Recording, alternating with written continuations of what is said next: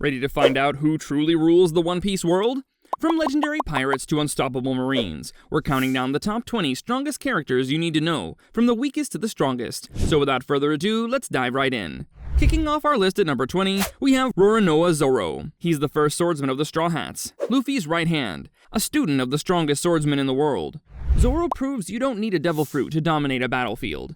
All he needs is his three-sword style and his mastery of haki. Introduced early in the story, and now reaching amazing levels of power, Zoro stands as a truly remarkable character with potential to become the greatest swordsman.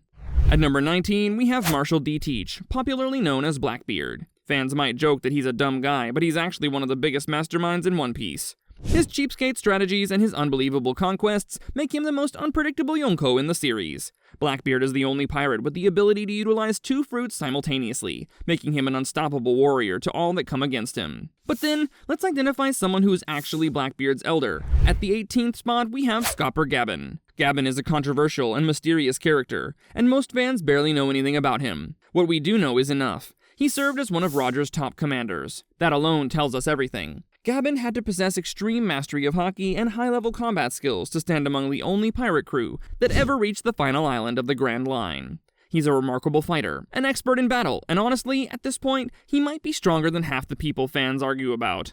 Taking the spot at number 17, we have Kozuki Oden. Oden is an icon in One Piece. He sailed with the Whitebeard pirates, then later joined Roger's crew. His feats are incredible. He wields twin blades, and he was so skilled that he left Kaido with a permanent scar, something almost no one else can brag about. Though there's still someone from the New Age who would defeat Oden hands down. That's Akainu. A current fleet admiral of the Marines, Sakazuki, better known as Akainu, is an unstoppable force of justice. Even before that, his feats were beyond anything we'd ever seen from an admiral. He tanked full quake attacks, overpowered Ace's flames, and even regenerated after being blasted point-blank by a cannon. This man takes damage the way normal people take compliments. His magma fruit is considered the most offensive devil fruit in the series. With it, Akainu stands above every other admiral in raw destructive power.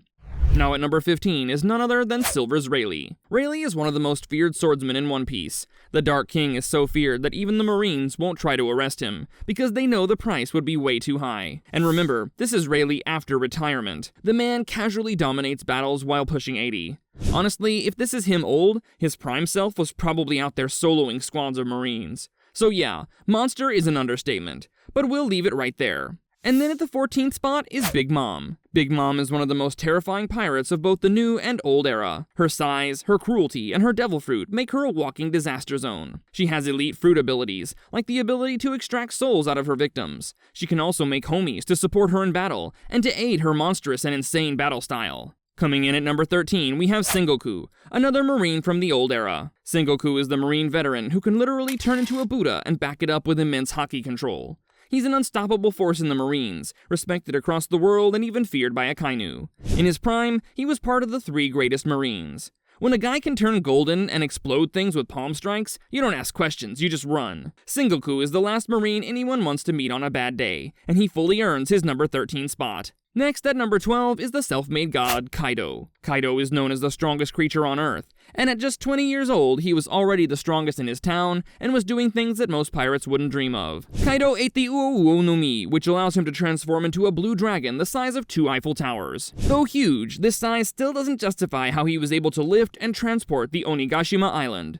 The King of Beasts isn't feared because of this title. He's feared because he has the feats to back up every bit of it. At number 11 is the warrior from the old era, Mihawk. Mihawk might get called a fraud by fans, but remember that this is the same man who took on Zoro one-on-one using a pocket knife. As if his skills weren't enough, he wields Yoru, a true black blade, one of the strongest weapons in the series, and it makes him an unbelievably powerful swordsman. He was even considered a sparring equal to red-haired Shanks. With so little of his full power shown, the 11th spot fits him perfectly. But here's the thing, if this is him in casual mode, you don't want to see his update patch. Holding the line at number 10 is our own favorite Monkey D. Luffy. Luffy isn't feared in the usual sense, but he's earned serious respect along the way. His mastery of the Gomu Gomu no Mi and all his gear transformations, especially Gear 5's ability to bend reality, make him unstoppable in battle.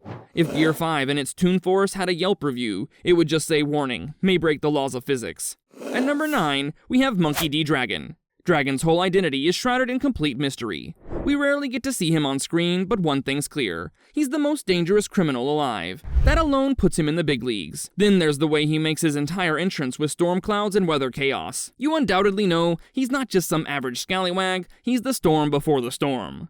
Now at number 8, this guy should have been in the back of your minds already. None other than Whitebeard. Whitebeard, aka Edward Newgate, is an unstoppable force. His quake fruit makes the seas tremble. He's called the strongest man on Earth for a reason. Whitebeard is an absolute beast. Everything from the way he went toe-to-toe with Roger in his prime to his ruthless attempts to level Marineford. Everything about this man screamed out power. Next at number 7, who else could it be but red-haired Shanks? Now, Shanks is a different breed entirely. From a young age, he sailed the Grand Line with Roger and rose to Yonko level in just a few years. Though he has no devil fruits, the man is a natural beast with haki. He's so strong that he paralyzed an admiral from miles away. He also wields the strongest observation haki in the series, being able to see several seconds into the future. Even other Yonkos respect him. He once wiped out Eustace Kid and his entire crew in one strike. Shanks doesn't fight. He just politely reminds you who's boss. At number 6, we have Garling. Now, I know some of you might be shocked to hear this, but hear me out for a sec. Garling is the head of the Celestial Dragon's fighting force, and is now a newly recruited Gorosei. And since he's the father of Shanks, we can imagine Shanks probably inherited all of his power from him. Being above CP0 and the Admirals, he likely meets Imu for regular buff sessions, especially after joining the Gorosei. With all that said, Garling seems to be an insanely strong character that could make a huge impact in the world of One Piece. Finally, for our top 5, we'll kick off with Garp. Garp is one of the only equals to Roger who came out of several duels against him. Garp is a name that makes everyone in the Grand Line tremble when they hear it. Garp was so strong in his prime that even Yonkos feared facing him one-on-one. Garp's training of many strong warriors like Aokiji, Luffy, and Kobe is a testament to his might. All in all, Garp is truly a pillar of strength in the One Piece world, both in his prime and in his old age. At our number 4 spot is the Pirate King himself, Goldie Roger. Roger's name is one every One Piece fan has heard hundreds of times. The King of Pirates is on a whole other level. Like Shanks, Roger utilizes no devil fruits. All he's got is pure skill and an insanely powerful mastery of haki, especially Conqueror's haki, which he could use to clash with literally anybody.